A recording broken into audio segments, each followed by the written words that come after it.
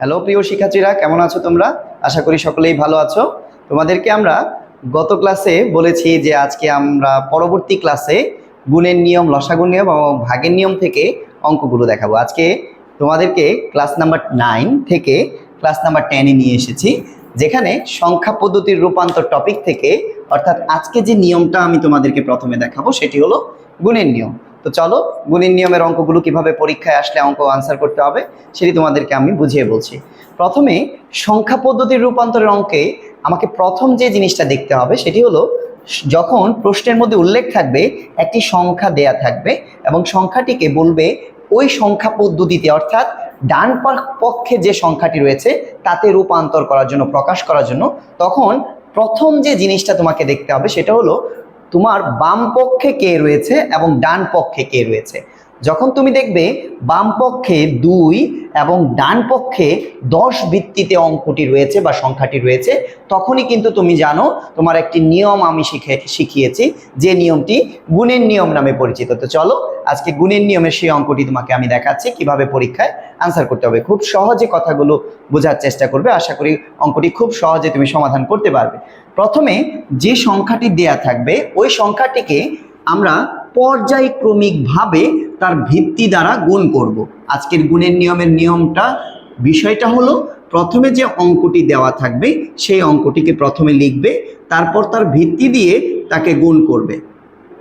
তারপর দ্বিতীয় যে অঙ্কটিতে তুমি যাবে সেটি যাওয়ার জন্য মাঝখানে প্লাস চিহ্ন ব্যবহার করবে। দ্বিতীয় অঙ্কটিকে আবারও তুমি ভিত্তি দ্বারা গুণ করবে।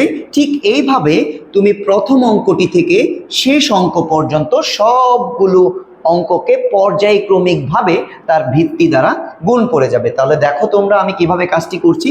পরবর্তী অঙ্ক হচ্ছে 1, যাকে আমরা 2 দ্বারা গুণ করছি, মধ্যবর্তীতে প্লাস। এরপরে অঙ্কটি রয়েছে 0, তাকেও আমরা তার ভিত্তি দ্বারা গুণ করছি, অর্থাৎ 2 দ্বারা গুণ করছি। এর পরবর্তীতে রয়েছে 1, যাকে আমরা 2 দ্বারা গুণ করছি। এর পরবর্তীতে যে অঙ্কটি রয়েছে সেটি 1, যাকে আমরা 2 দ্বারা গুণ করছি, অর্থাৎ তার ভিত্তি দ্বারা গুণ করছি। যখন আমার প্রথম অঙ্ক থেকে শেষ অঙ্ক পর্যন্ত প্রত্যেকটি অঙ্ককে তার ভিত্তি দ্বারা গুণ করা হয়ে যাবে, ঠিক এই নিয়মটাকে আমরা আজকে গুণের নিয়ম বলে চিহ্নিত করেছি।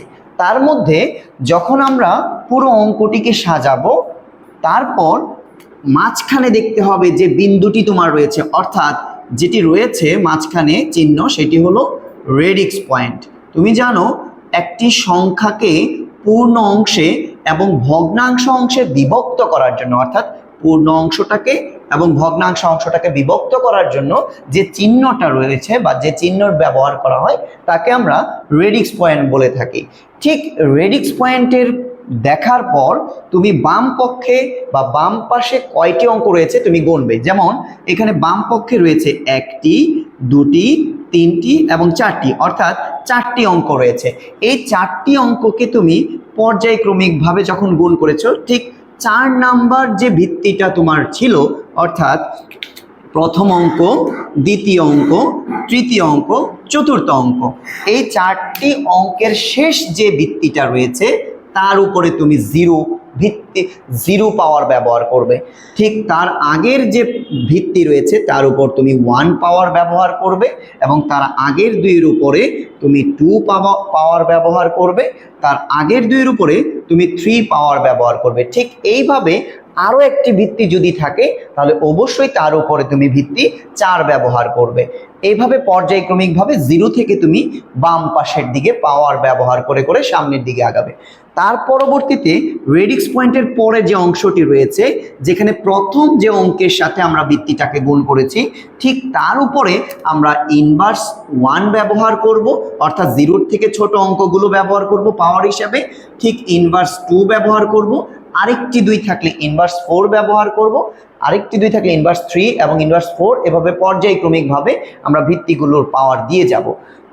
শিক্ষার্থীরা, তোমরা এইভাবে ভিত্তিগুলো দেওয়ার পর অঙ্কটিকে আস্তে আস্তে সমাধান করার চেষ্টা করবে। যেমন এখানে প্রথমে আমি যদি বলি কে রয়েছে, 1 রয়েছে, তার সাথে গুণ চিহ্ন রয়েছে, তার পরবর্তীতে উপরে 2-এর উপরে যে 3 পাওয়ার রয়েছে, তোমরা জানো 2-এর উপরে 3 মানে 3টি 2কে গুণ করলে যা হয় তা, অর্থাৎ 8। এখানে আমরা সেই 8 লিখব।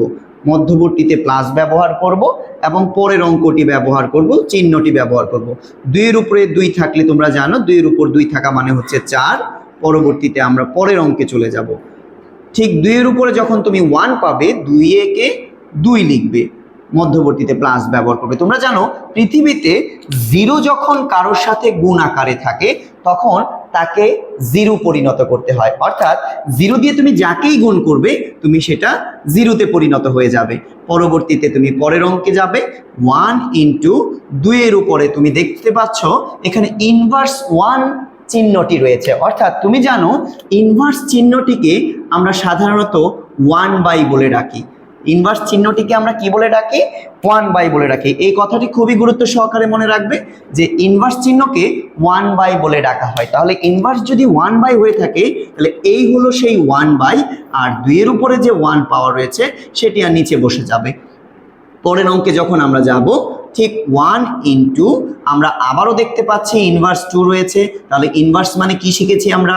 1/, এই সেই 1/, ব্যবহার করব। এবং 2 এর উপরে যে 3 রয়েছে, 2 এর উপরে যে 2 রয়েছে সেই 2 আমরা নিচে ব্যবহার করব। এইভাবে তুমি অঙ্কটিকে পর্যায়ক্রমিকভাবে ভেঙে ভেঙে সমাধান করার চেষ্টা করবে। তো চলো আমরা পরের লাইনে যাই। এখানে আমরা 8কে যদি 1 দ্বারা গুণ করি, 8 একে 8, 4কে 1 দ্বারা গুণ করলে 4 একে 4, 2কে 1 দ্বারা গুণ করলে 2 একে 2, 0, অর্থাৎ যেখানে সংখ্যাটিকে যার সাথেই গুণ করা যাবে সেই সংখ্যা পরিণত হয়ে যাবে, এই জন্য আমরা 2 আর লিখবো না। এই 1 আমরা জানি উপরের অঙ্কের সাথে গুণ হয়, তাহলে 1 এবং 1 গুণ করলে 1, নিচে 2 এবং 1 গুণ করলে 2। এরপর আমরা এই 1কে উপরের 1 এর সাথে গুণ করব, নিচে 2 এর সাথে 2 গুণ করব, অর্থাৎ 4। তোমরা জানো এই যে মানটাকে আমরা নিয়ে আসলাম, এই মানটাকে এখন আমরা চাইলে ক্যালকুলেটরের সাহায্যে সমাধান করতে পারবো বা চাইলে লসাগু করেও কাজটাকে সমাধান করতে পারবো। কিন্তু যেহেতু আমরা ক্যালকুলেটর ব্যবহার করতে পারবো, নর্মাল ক্যালকুলেটর পরীক্ষায় ব্যবহার করা যাবে, তাহলে অবশ্যই তোমরা নর্মাল ক্যালকুলেটরের সাহায্যে অঙ্কটি করার চেষ্টা করবে।